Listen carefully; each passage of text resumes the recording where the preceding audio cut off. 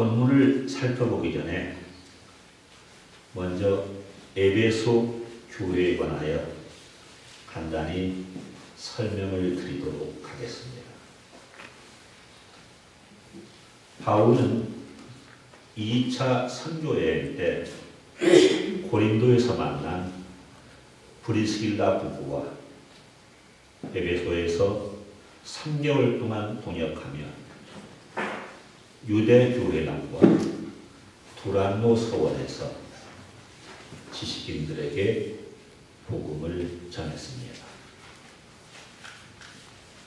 그 후 3차 선교여행 때 에베소의 유대인 공동체를 기반으로 하여 에베소 교회를 설립했습니다.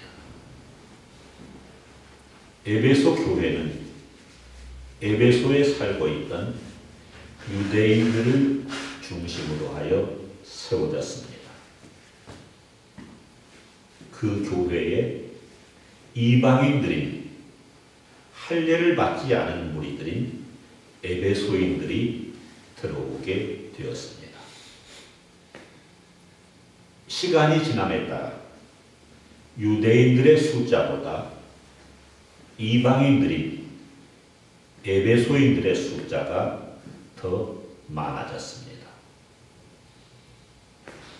에베소 교회의 할례와 무할례 문제가 이슈가 된 것은 에베소 출신 교인들보다 우위에 있기를 원했던 유대인 교인들이 외형적인 할례를 주장했기 때문입니다. 오늘 같이 봉독한 에베소 2장 11절은 그러므로 생각하라로 시작합니다. 지난주까지 살펴보았던 구원에 관한 구절을 참고하라는 말씀입니다. 바울은 에베소의 교인들에게 이전 상태를 기억하라고 말하고 있습니다. 바울의 편지를 읽는 이방인 그리스도인들에게 그들이 하나님의 백성에 속해 있지 않던 그들이 그리스도인들이 되기 이전의 상태를 기억하라고 요구합니다. 에베소의 교인들은 유대인들이 할례받지 않은 무리라고 부르던 사람들이었습니다. 할례받지 않은 무리라는 말은 유대인들이 이방인들을 비하하여 부르는 말이었습니다. 할례받은 무리인 유대인들과 구별하여 이방인들을 낮추어 부르는 말이었습니다. 할례는 하나님께서 아브라함과 하신 언약 때문에 출생한 지 8일 만에 남자아이에게 행하는 양피를 자르는 의식이었습니다. 따라서 이것은 이스라엘 민족이 하나님의 선민이라는 특권의 표시였고 그 때문에 이방인들은 무할례당이라고 멸시했습니다. 손으로 육체 행한 할례당이라 칭하는 자들이라는 표현은 육체 행한 할례가 중요한 것이 아니라 그리스도의 할례, 마음의 할례가 중요하다는 것을 강조한 표현입니다. 할례는 이스라엘과 맺은 하나님의 언약의 증표였습니다. 하나님의 백성이라는 구별된 표시였습니다. 유대인들은 자신을 하나님께서 택하신 할례받은 무리라고 불렀습니다. 자기들은 하나님의 언약 안에 속해 있는 선택받은 백성인데 반하여 할례받지 않은 무리인 이방인들은 하나님으로부터 선택받지 못한 언약 밖에 있는 백성이라고 무시했습니다. 유대인과 이방인의 차이는 근본적으로 외적인 것에서, 다시 말하면 육적인 할례를 받았느냐 받지 않았느냐에서 규정되었습니다. 유대인과 이방인의 두 집단을 대립시킨 것은 그 당시 항상 지속되어 왔던 분열을 암시합니다. 초대교회에서 가장 큰 분열의 이유는 이방인들이 율법을 준수하느냐, 할례를 받느냐 하는 것이었는데, 사도시대부터 논쟁이 되었던 이 문제가 바울이 에베소서를 쓸 때까지도 해결되지 않고 그대로 남아 있었습니다. 바울의 관심은 이 양자의 분열을 극복하는 데 있었습니다. 육신적인 작은 표시인 할례를 하나님과의 언약의 표시로 이해하고 있던 유대인들을 향하여 바울은 그것은 단지 인간이 행한 할례일 뿐이라고 말합니다. 그것은 단지 외적인 수술에 불과하며 할례가 상징하는 하나님과의 관계가 실제로 실현되는 것은 믿음의 권속에서이기 때문입니다. 성경 말씀을 몇 군데 읽어드리겠습니다. 무릇 표면적 유대인이 유대인이 아니요 표면적 육신의 할례가 아니니라. 로마서 2장 28절의 말씀입니다. 하나님의 성령으로 봉사하며 그리스도 예수로 자랑하고 육체를 신뢰하지 아니하는 우리가 곧 할례파라.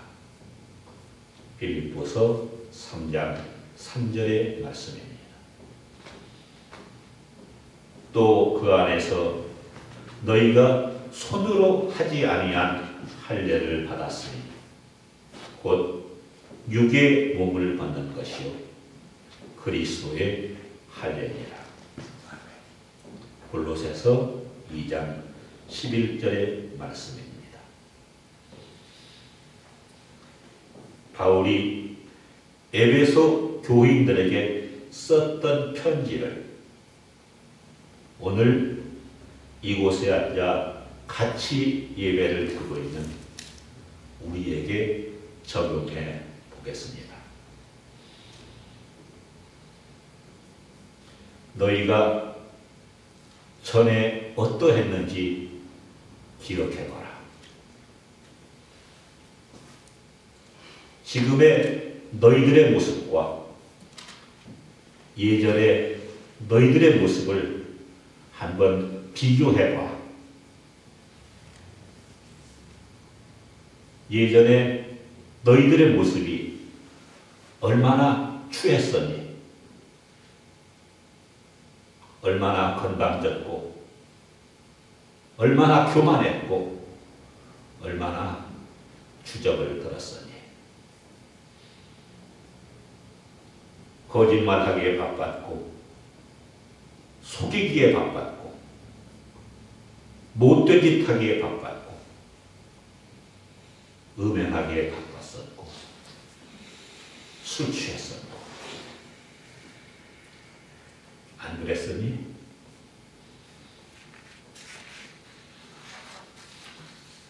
그랬었던 너희들이 지금은 어떻게 변화되어 있니? 아직도 부족한 것이 많지만 예전에 비하면 참으로 많이 좋아지지 않았니?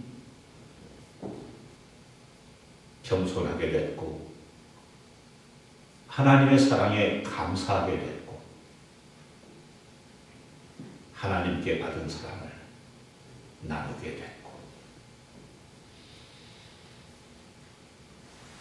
하나님께서 아브라함을 부르셔서 그의 후손을 통해 땅의 모든 족속을 축복하시겠다고 약속하셨습니다. 이스라엘을 택하셔서 이스라엘이 열방의 빛이 되게 하셨습니다. 그런데 이스라엘이 자기의 소명을 잊어버렸습니다.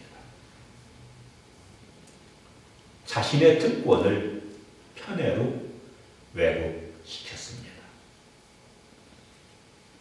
이 교도들을 개들이라고 멸시하고 혐오했습니다.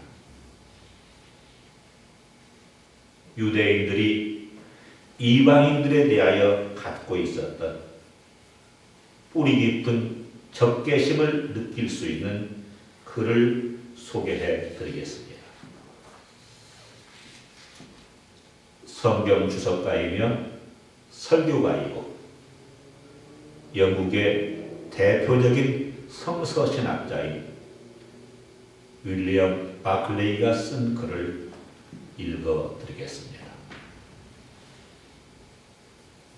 유대인들은 이방인들을 엄청나게 경멸했다. 유대인들은 하나님이 지옥불의 연료로 쓰려고 이방인들을 창조하셨다고 말했다. 그들은 하나님이 자신이 만든 모든 열방 중 오직 이스라엘만 사랑하신다고 말한다. 이방인 어머니가 극한 진통을 느끼는 순간에 그에게 도움을 베푸는 것조차 합법적이지 않았다. 그것은 그저 또 다른 이방인을 이 세상에 나오게 하는 일일 뿐이기 때문이다. 그리스도가 오시기까지 이방인은 유대인에게 경멸의 대상이었다. 그들 사이의 장벽은 절대적인 것이었다. 유대인 남자가 이방인 여자와 결혼하거나 유대인 여자가 이방인 남자와 결혼하면 그 유대인 남자 혹은 여자의 장례식이 거행되었다. 이방인과의 그런 접촉은 죽음과도 같은 것이었다. 그와 같았던 유대인들의 생각을 바꾸신 분이 우리 주님이십니다. 예수 그리스도께서 유대인들과 이방인들 사이에 존재했던 담을 허무셨습니다. 예수 그리스도께서 십자가에 달려 흘리신 보혈이 유대인들과 이방인들을 하나 되게 하셨습니다. 유대인들과 이방인들의 구분을 없애시고 우리 모두를 그리스도인이라는 이름으로, 성도라는 이름으로 통일하신 분이 우리 주님이십니다. 우리 주위를 돌아보겠습니다. 우리 주위에는 담이 없습니까? 우리 주위에는 반목이 없습니까? 우리 주위에는 시기와 질투가 없습니까? 교회들 사이에 평화가 있습니까? 목회자들 사이에 질서가 있습니까? 성도들 사이에 사랑이 있습니까? 우리 주위에 있는 담을 허무는 일이, 우리 주위에 존재하는 반목을 화목으로 바꾸는 일이, 우리 주위에 존재하는 시기와 질투를 없애는 일이, 교회들 사이에 평화를 이룩하는 일이, 목회자들 사이에 질서를 확립하는 일이, 성도들 사이에 사랑을 나누는 일이 우리가 해야 할 일들입니다. 이 일들을 이루어 나가기 위해 같이 노력하고 기도하는 생명나무 교회와 생명나무 교회의 교우들이 되기를 간절히 소원합니다.